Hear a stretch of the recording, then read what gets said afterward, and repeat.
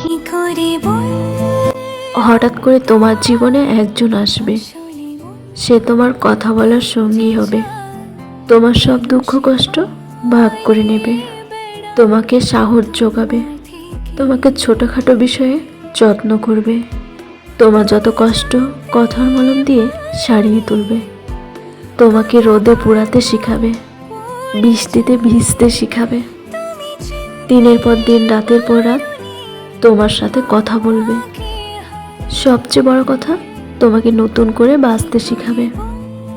তখন তোমার মনে হবে, হ্যাঁ, এরকম একজনকে আমি চেয়েছিলাম।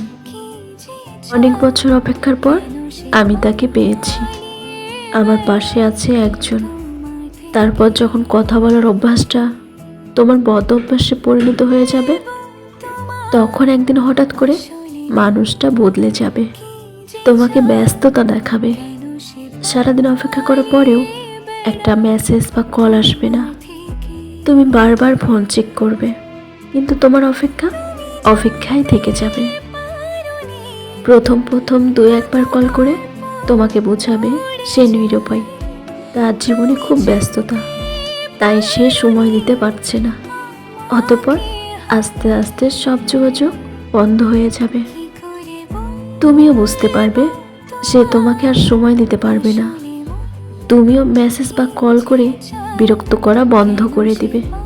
যে মানুষটির জন্য একদিন তুমি ডিপ্রেশন থেকে বের হয়ে এসেছিলে, আবার সেই মানুষটির জন্যই তুমি আরো গভীর ডিপ্রেশনে চলে যাবে। তখন মনে হবে আগের তুমিটাই ভালো ছিলে, আগের একাকিত্বটাই ভালো ছিল। জীবনে একা থাকাটা খুব সহজ, কিন্তু জীবনে কে একজন এসে চলে যাওয়ার যে একাকিত্ব, সেটা বড়ই কষ্টদায়ক।